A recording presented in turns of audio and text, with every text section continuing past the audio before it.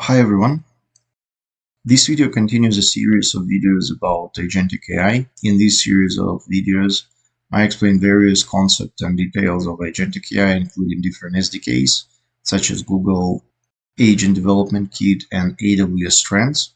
This particular video is introducing the AWS Strands.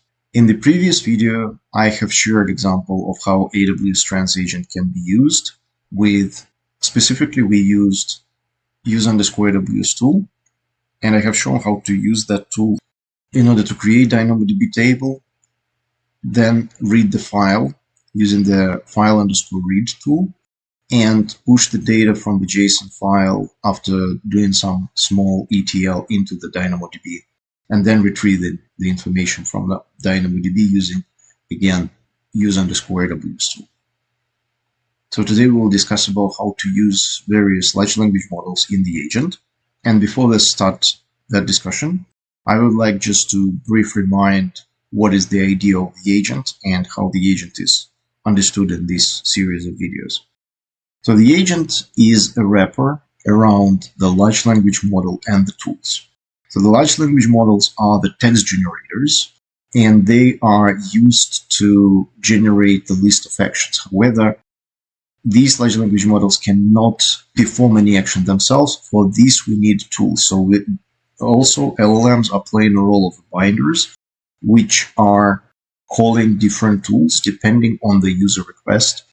And in the same way, in order to invoke the tool, which is basically a Python function usually, we also will need to provide required parameters. So all the work of selecting the tool and extracting the required parameters for that tool are done by LLM. And the agent is basically the wrapper around that. So now, once we have clarity about the agent, let's go back to our original story about how we can use large language models in the agent. So in the previous video, I was using direct reference to the model name in AWS. Once we define the agent, there is a model parameter. And here I was just providing a direct name for the model. In this case, this is Anthropic Claude 3.2 Sonnet version 2. What are the other ways of providing the model, and what benefits do they provide? So at first, let me run this code and let's get a response. So the query which I will be using in this video is very simple. What is the capital of the United States of America?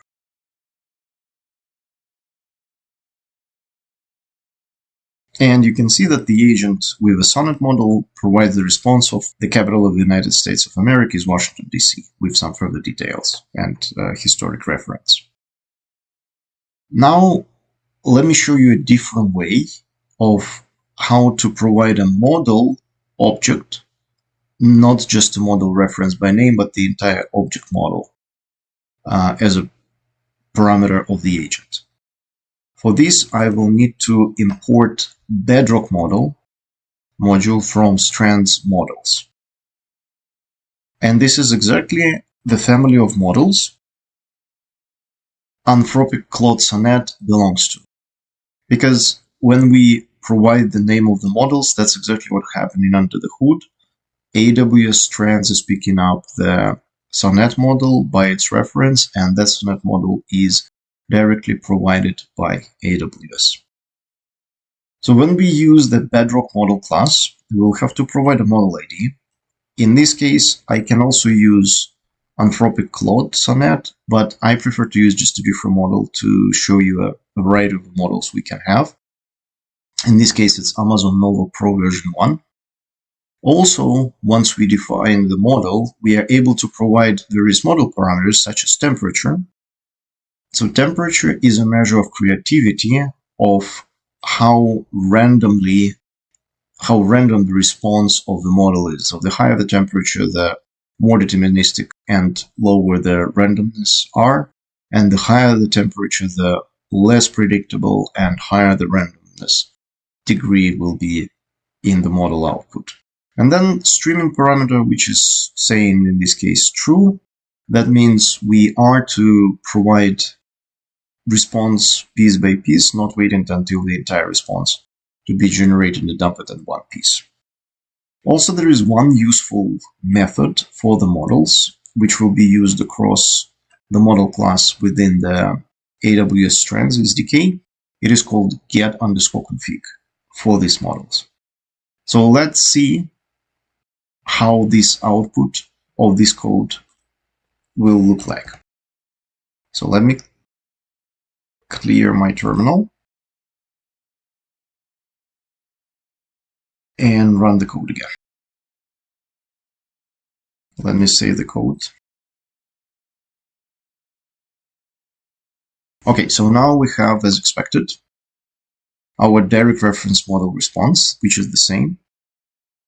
Now, before Amazon Nova produces its response, it's basically showing a selected model. We can see the model ID. This is exactly Amazon Nova. Then we have temperature and we have a streaming parameter, and also it's include to result status alter, which is some default parameter which we are not considering here. And then you can see the entire response generated by the model. So as you can see, the Nova model response is way more elaborated than the one provided by Claude Sonnet. So this shows us how to basically call the models provided by AWS. Now, what if we want to use some other models? For example, there are other LLM providers like OpenAI and Google. So in next example, let us consider how we can call, for example, a Google model.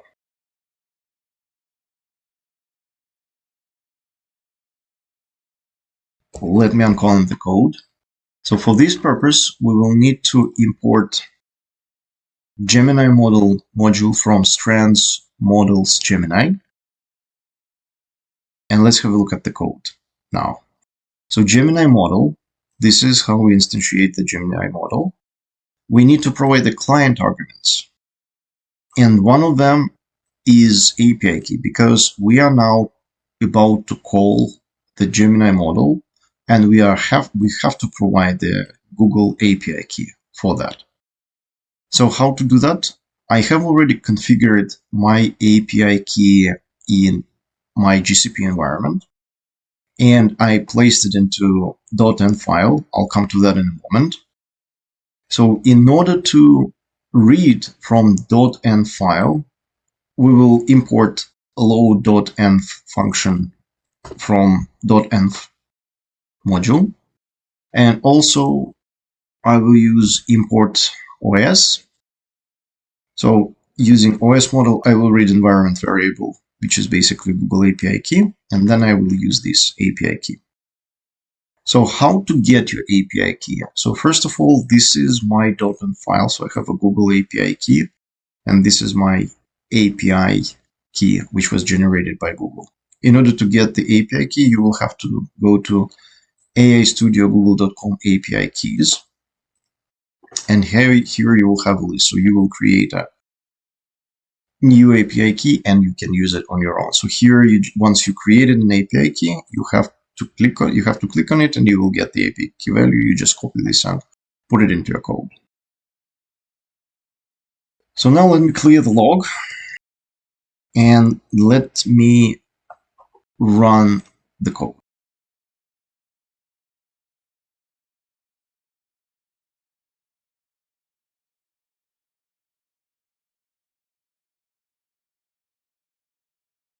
Okay, so now you can see that this response by Gemini is even more concise. It's just going straight to the point and saying Washington, D.C. is the capital of the United States. So the main difference from the Bedrock models, now we'll have to provide the API key to enable API. And as per the config, I have applied the Gemini 2.5 flash models, and I also have applied a temperature parameter here. So once you are dealing directly with the model objects, you are able to tune various parameters, including this creativity degree called temperature. Now, what if you want to use the models which are deployed locally at your machine, for example, using Ollama service? So here's the code snippet to invoke the Ollama model and to use the Ollama provided LLM in your agent. Before running the code, I will need to import OllamaModel from Strands Models Ollama. Also, as in the previous case with BedrockModel and GeminiModel, we will apply get_config method to OllamaModel in order to see the configuration. In this case, we will have to provide a host where our Ollama service is running. So in my case, this is the local application of Ollama, and here's a list of the model I can actually use. And I want to show you that now I have Ollama service running in my local host. I have changed the default settings. In my case, Ollama is running at port 9000. And once I do invoke this server, I can see that Ollama is running. So this is a pre-check that Ollama is running correctly. So I provide HTTP localhost column 9000 as a port where my model is deployed. And for the first try, I will use Llama 3.1 model. The rest of the code is basically staying the same. So let me clear the log and run the code again.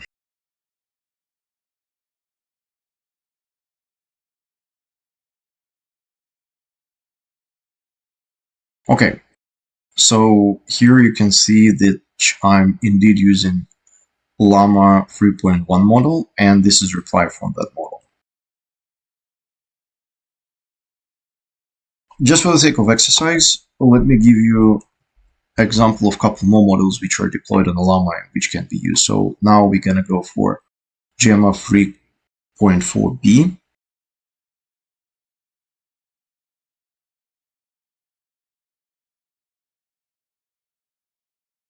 Okay, so this is a direct reference. So here now we see that OllamaModel is using Gemma 3.4b, and this is a response by Gemma. This is also very concise, and DC stands for District Columbia. So this is indeed a very concise response to the point. Okay, so here I have shown how to use various model objects by AWS itself, which is called BedrockModel, or by Gemini, which requires a separate object as a Gemini model, and Ollama when we have our models deployed. And just a small addition here, I'm also providing a list where we have different model as a list. So once I provide all these three models as Nova, Ollama, and Gemini, I will be able to see all these models running through. But if I exclude either of these models, once I run through the code, I will only see the selected models. So basically, this is our allowed models as a short list of the models which we are going to show in this case. Let me uncomment all the models and just give it a final run. So we can have all four model invocations happen at once.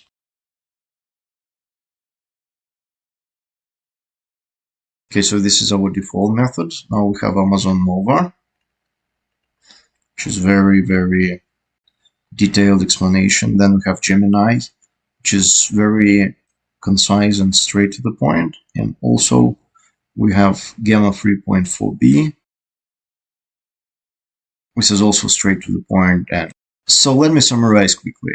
There are three ways how we can use the models in the Strands agent. So first of all, we can provide a direct reference to the model provided by the AWS itself, or for the same purpose, we can use the Bedrock model class if we want to have more control over the model parameters, such as temperature, streaming, and some other parameters.